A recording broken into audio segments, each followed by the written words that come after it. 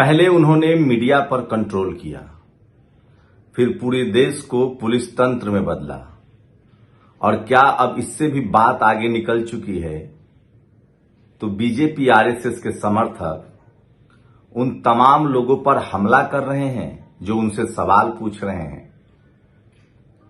दिख तो ऐसा ही रहा है। सोचिए, 2-3 खबरें हैं जो इस देश के लिए बहुत गंभीर है। एक तो राजस्थान में राका पर हमला हुआ है। ये साफ वीडियो में दिख रहा है कि वो ग्रामीण तो नहीं है। वो जिस तरह के नारे लगा रहे हैं, इसका मतलब है कि वो बीजेपी और आरएसएस के कार्यकर्ता हैं। तो क्या बीजेपी और आरएसएस को इस देश में स्कूल नहीं चाहिए? क्या उनको पढ़ाई लिखाई नहीं चाहिए? ये तो अब साफ हो गया है। ये तो साफ है। सोचिए, एक राइट विंग के शख्स का मैंने प्रोफाइल देख रहा था। वो शख्स सरेआम लिख रहा है कि आईआईटी आईआईएम में पढ़ के क्या मिलेगा, कैम्ब्रिज में क्या मिलेगा पढ़ के, आप आरएसएस ज्वाइन कीजिए। आरएसएस में रहेंगे तो मुख्यमंत्री, तमाम संवैधानिक पदों पर आप किसी भी, मतलब उसने लिखा है कि आईआईटी आईआईएम कैम्ब्रिज ऑक्सफोर्ड से पढ़ के क्या बनेंगे आप, लेकिन आरएसएस से जुड़ेंगे तो मुख्यमंत्री, सेक्रेटरी, इस तरह की चीजें लिखी जा रही है। और सोचिए, अब राका पर जो हमला हुआ है वो साफ दिख रहा है कि वो जय श्री राम के नारे लगा रहे हैं। मतलब आरएसएस और बीजेपी के कार्यकर्ता हैं, हिंदुत्व संगठनों के कार्यकर्ता हैं। तो क्या इस देश में स्कूल अस्पताल की बात करना भी अपराध है? दूसरी खबर सोचिए, मेरठ में एसएसपी पांडे और अभिषेक गौर, इन दोनों ने एक दलित समाज के कार्यकर्ता और एक ओबीसी समाज, गुर्जर समाज के कार्यकर्ता को इतना मारा कि उस तस्वीर को हम नहीं दिखा सकते हैं। अब जाकर एसएसपी पांडे को हटाया गया है मेरठ के एसपी से।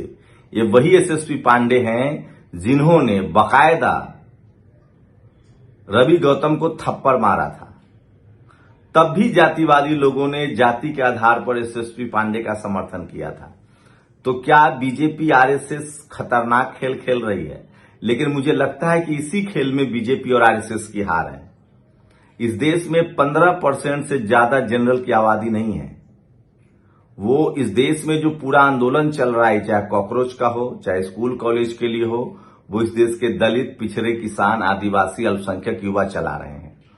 65 करोड़ अगर जेनजी है तो 50 crore Gen Z SC ST OBC के हैं। इनको नाराज करके ये सत्ता में नहीं बने रह सकते हैं, ये गांठ बांध लीजिए। मुझे लगता है कि आरएसएस, बीजेपी खुद अपनी कब्र खोद रही है और ये हालात उसी तरह से हो रहे हैं कि इनकी सत्ता से विदाई होगी। और ये बात अमित शाह और नरेंद्र मोदी को तो समझ में आ रहा है, लेकिन जितना इस तरह से हमला होगा, चाहे वो अभिजीत दीपके की टीम पर हमला हो, चाहे दलित पिछड़ों पर हमला हो, क्योंकि वो अब सवाल पूछेंगे। सोचिए, मनन मिश्रा के खिलाफ प्रदर्शन करने पर एक दलित समाज के वकील को जानबूझकर जाति पूछकर मारा गया है। मनन मिश्रा ने खुद माफी मांगी है। 14 करोड़ के उनके एक्सपेंडिचर की खबरें सोशल मीडिया पर वायरल है। लेकिन आप बीजेपी और आरएसएस से सवाल नहीं पूछ सकते हैं। खबर तो ये भी है कि एनडीए में बवाल मचा हुआ है। एनडीए के कई नेता अमित शाह को हटाना चाहते हैं। अब एनडीए में बड़े पार्टनर्स कौन हैं? नीतीश कुमार हैं, नायडू हैं, चिराग पासवान हैं। तो बवाल तो मचा हुआ है कि अमित शाह को गृह मंत्री नहीं होना चाहिए। तो देर सवेर सबकी बारी आएगी। लोकतंत्र है, लोकतंत्र की चक्की महीन पीसती है। सोचिए, इस देश में आरएसएस और बीजेपी से कुछ सवाल है। क्या आरएसएस, बीजेपी और तमाम हिंदुत्व संगठनों को 4200 करोड़ रुपए का लखनऊ कानपुर एक्सप्रेसवे लूट लिया गया? क्या इनको नहीं दिखता है? देश भर के सरकारी स्कूलों में क्या हालात हैं, क्या इनको नहीं दिखता है? कॉलेज यूनिवर्सिटी पर आरएसएस का कब्जा है, वो इनको नहीं दिखता है? चलिए, राम मंदिर में चढ़ावा चोरी पर चंपत राय और अनिल मिश्रा को क्लीन चिट मिल गया, इनको नहीं दिखता है? इसका मतलब साफ है कि इस देश का जो जातिवादी सोच के लोग हैं वो पूरी तरह से आरएसएस और बीजेपी के नकारापन को नहीं देख पा रहे हैं। मैं फिर कह रहा हूं, इससे ये होगा कि अब इस देश में जनता बच ही नहीं जाएगा।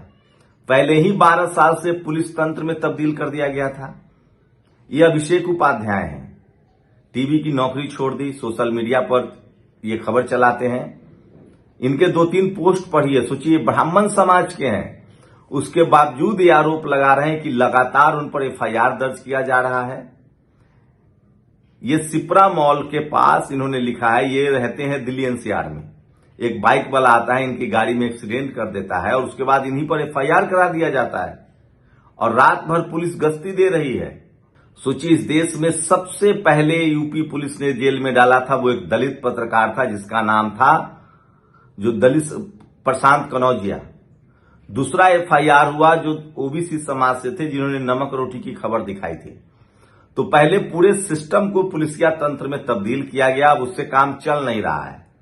दिल्ली में अब चूंकि सोशल मीडिया है, जेनजी इनके खिलाफ है, सबके हाथ में मोबाइल है, पुलिस तंत्र अब फेल हो चुका है। दिल्ली में आपने देखा कि पुलिस के इस्तेमाल करने से, प्राइवेट पार्ट में डंडे मारने से, पैलेट गन चलाने से कितनी सरकार की किरकिरी हुई और लोग और नाराज हो गए। तो क्या अब भीड़ को उकसाया जा रहा है? क्या अपने समर्थकों को लाठी डंडा चलाने के लिए कहा जा रहा है? आप इस देश की बर्बादी पर बोल नहीं सकते हैं। पेट्रोल महंगा हो गया, चीनी महंगी है, प्याज महंगा है, देश में भ्रष्टाचार का बोलबाला है, हाईवे टूट रहे हैं, एक्सप्रेसवे टूट रहे हैं, 600 करोड़ रुपए दिल्ली में स्कैम होता है, उसकी फाइलें जल जाती है। राम मंदिर में चढ़ावा चोरी हो गया।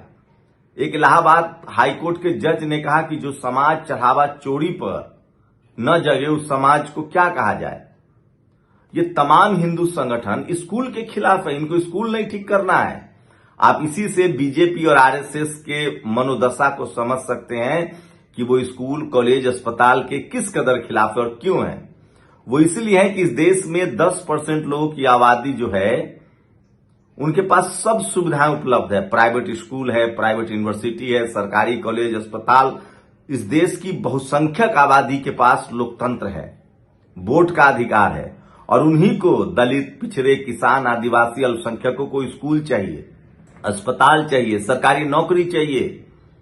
जो पहली पीढ़ी है इस देश के, जो बहुसंख्यक आबादी है, जिनको मैं दलित, पिछड़े, जिनको बाबा साहब ने संविधान में SC, ST, OBC और किसान जातियां भी, पटेल, जाट, मराठा। आप सोचिए कितने हाईकोर्ट, सुप्रीम कोर्ट में जज हैं। मनन मिश्रा 8 साल से, जो बीजेपी के सांसद भी हैं, 8 साल से BCCI बार काउंसिल के अध्यक्ष बने हुए हैं। 14 करोड़ एक्सपेंडिचर की खबरें सामने आ रही है। उन्होंने खुद हैदराबाद के लॉ कॉलेज के छात्रों से माफी मांगी। खुद चीफ जस्टिस ने कहा कि ये गलत कर रहे हैं। उनके खिलाफ धरना प्रदर्शन करने पर जाति पूछ के मारा गया है एक वकील को, जो शेड्यूल कास्ट के हैं। अविनाश पांडे ने गुर्जर समाज के और दलित समाज के प्रदर्शनकारी को मारा, जो उस प्रोटेस्ट में शामिल थे जिसमें रवि गौतम को थप्पड़ मारा गया था। तो समझिए कि किस तरह से पहले पुलिस तंत्र में बदला गया और अब अभिजीत के जो टीम पर हमला हुआ है राजस्थान में, ये गांव वाले नहीं हैं, ये बीजेपी आरएसएस के समर्थक है। और इतने तो इनके समर्थक हैं, मैं कह तो रहा हूं कि 15% इनके लोग हैं, लेकिन धीरे धीरे दलित, पिछड़े, किसान, आदिवासी, अल्पसंख्यकों की आंखें खुल रही है। जितना ज्यादा इस तरह से ये जुल्म करेंगे, ज्यादती करेंगे, उतना आंखें खुलेंगी। सोचिए, लखनऊ में एक कौशल किशोर पूर्व केंद्रीय मंत्री रहे हैं, केंद्रीय राज्य मंत्री, उनकी पत्नी अभी बीजेपी की विधायक हैं। पासवान दलित शेड्यूल कास्ट समाज से, उन्होंने 1.5 करोड़ रुपए दिलवाए थे मंदिर के लिए, उनको उसमें पूजा नहीं करने दिया गया। कल से वो ये बयान दे रही हैं, तो कब तक आप लोगों को झुठलाएंगे? हिंदू एकता की पोल खुल रही है। मैं फिर कह रहा हूं, आरएसएस, बीजेपी पूरी तरह से जातीय वर्चस्व को कायम रखना चाह रही है और आप तमाम जगहों पर आप देख सकते हैं, सभी संस्थाओं में, चाहे वो संवैधानिक संस्थाओं में, जाति विशेष के लोगों को रखा जा रहा है, जो उनके वैचारिक सहमति है, जिनके साथ कुछ भी मेरिट के नाम पर नहीं हो रहा है। ईडी हो, सीबीआई हो, चुनाव आयोग हो, हाईकोर्ट, सुप्रीम कोर्ट में जजों को भर्ती की जा रही है। खुद संसद में कहा गया है, टीएमसी के सांसद ने कहा है कि आरएसएस अपनी विचारधारा वाले जजों को रख रही है।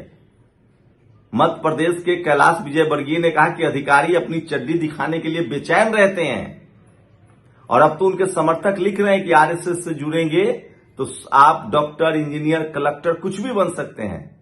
तो क्या एनटीए के जरिए जानबूझकर पेपर लीक किया जा रहा है? क्या पूरे एग्जाम व्यवस्था को, नौकरी देने वाली जितनी जो वैकेंसी है, एग्जाम है, वो सबको प्राइवेट कर दिया गया है? आपको लगता है कि प्राइवेट एजेंसी किसी को दे दी जाएगी और वो अपनी मनमानी नहीं करेगा? तो पूरे देश को, सिस्टम को लूट तंत्र में तब्दील कर दिया गया है, भ्रष्ट तंत्र में तब्दील कर दिया गया है। और जो इसके खिलाफ आवाज उठा रहा है उसको पहले पुलिसिया दमन, उसके बाद अब अपने गुंडे भेजे जा रहे हैं। और ऐसे इनके लोग हैं जो दिन रात कानून हाथ में लेते हैं। ये स्वतंत्र भारद्वाज है, इसने अखिलेश यादव को जमकर गालियां दी। सोचिए, कोई कार्रवाई नहीं, उनकी मां, दादी, सबको गाली दी गई। तो मैं फिर कह रहा हूं कि देश को अब भीड़ तंत्र में बनाने की गलती न करें। इस देश में बहुसंख्यक आबादी संविधान के पक्ष में है, लोकतंत्र के पक्ष में है और वो संवैधानिक तरीके से अपनी आवाज उठा रहा है। मुझे लग रहा है कि बीजेपी, आरएसएस को इससे नुकसान होगा, क्योंकि आप गरीबी को दबा नहीं सकते हैं, बेरोजगारी को दबा नहीं सकते हैं, भूख को बहुत दिनों तक कंट्रोल नहीं रख सकते हैं। इस देश की बहुसंख्यक आबादी प्रॉब्लम में है, तकलीफ में है, गरीब और गरीब हो रहा है। दलित, पिछड़े, किसान, आदिवासी, अल्पसंख्यक और लगभग 55 करोड़ जेनजी, अब आप उसको समझा नहीं सकते, कंट्रोल नहीं कर सकते हैं। वो अपने संवैधानिक अधिकार के लिए संवैधानिक तरीके से आवाज उठाएंगे, चाहे स्कूल हो, अस्पताल हो, नौकरी हो, बेरोजगारी के खिलाफ। और वही हो रहा है। स्कूलों के वीडियो बन रहे हैं, सोशल मीडिया में लोग अपना माइक उठा रहे हैं, क्योंकि टीवी अखबार ने काम करना छोड़ दिया है। तो अभी भी टीवी अखबार, मैं फिर कह रहा हूं, जितने लोग जातिवादी सोच के हैं वो इस सरकार के साथ हैं। वो चपरासी से लेकर चीफ जस्टिस तक बैठे हो सकते हैं, लेकिन इस देश की जो बहुसंख्यक आबादी है, जिसके पास एक वोट है, जो संविधान पर भरोसा करता है, जिसके लिए लोकतंत्र, डेमोक्रेसी बहुत जरूरी है, वो संवैधानिक तरीके से अपनी आवाज उठाएगा। और अब बीजेपी, आरएसएस के हाथ से बात निकल गई है। इस तरह के जो घटनाएं होंगी, जैसे एसएसपी पांडे ने किया, जैसे राजस्थान में राका की टीम पर हमला हुआ, इससे और लोगों में गुस्सा बढ़ेगा और वो इसका जवाब वोट से देंगे। मैं फिर कह रहा हूं, देश बड़ा चीज होता है। राष्ट्रवाद यही है कि देश के नागरिकों को अपना समझिए, उन्हें जाति और धर्म के आधार पर मत बांटिए।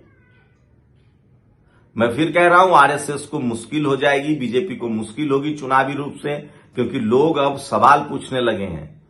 65 करोड़ जेनजी में से 55 करोड़ एससी, एसटी, ओबीसी के लोग हैं। कहां तक जेल में डालेंगे, कितने लोगों को मारेंगे? और अब सोशल मीडिया है, टीवी अखबार आपने कंट्रोल करके देख लिया, पुलिस तंत्र आपने बना के देख लिया। अंदर की खबर है कि बहुत सारे जो गठबंधन के लोग हैं वो अमित शाह के काम करने के तरीके से नाराज हैं। सोचिए, तो मुझे लगता है कि जिस तरह के हालात यूपीए 2 में हो गया था, प्रणब मुखर्जी, चिदम्बरम और कपिल सिब्बल की वजह से, और खासकर एससी, एसटी, ओबीसी के लोग नाराज हो गए थे, अब वही हालात इस सरकार में हो रहे हैं। और आरएसएस और बीजेपी की करतूत की वजह से लोग अलग हो रहे हैं।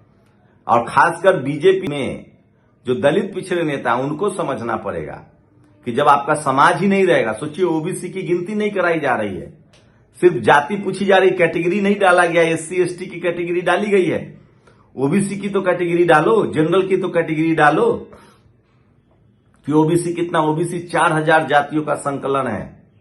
आप बहुत दिनों तक देश को नहीं झुठला सकते हैं। मुझे लगता है कि देश में अब जागरूकता आ गई है, लोग उतना पढ़ लिख गए हैं जितना से लोकतंत्र की मर्म को समझने लगे हैं, संविधान को समझने लगे हैं।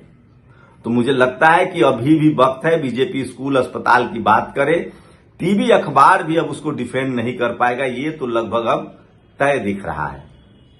तो क्या अभिजीत की टीम पर हमला करके बीजेपी ठीक कर रही है? क्या एसएसपी अब पुलिसिया तंत्र का इस्तेमाल हो रहा है? और क्या अमित शाह को गृह मंत्री पद से हट जाना चाहिए, जिस तरह से दिल्ली में छात्रों के साथ हुआ? आप लोग अपनी राय जरूर दीजिए। और क्या आरएसएस, बीजेपी का वक्त अब पूरा हो चुका है चुनावी रूप से? आप अपनी राय जरूर दीजिए, क्योंकि सोशल मीडिया ही सच्चा मीडिया है, सोशल मीडिया ही बहुजन मीडिया है। शुक्रिया। दस्तक की आपसे गुजारिश है कि अगर इसको बचाना चाहते हैं तो नेशनल दस्तक को सब्सक्राइब करने के लिए रेड कलर के सब्सक्राइब बटन को दबाएं, फिर बेल आइकन की घंटी दबाएं। नेशनल दस्तक को बचाने के लिए बहुत जरूरी है कि हर खबर को शेयर करें, लाइक करें, कमेंट जरूर करें।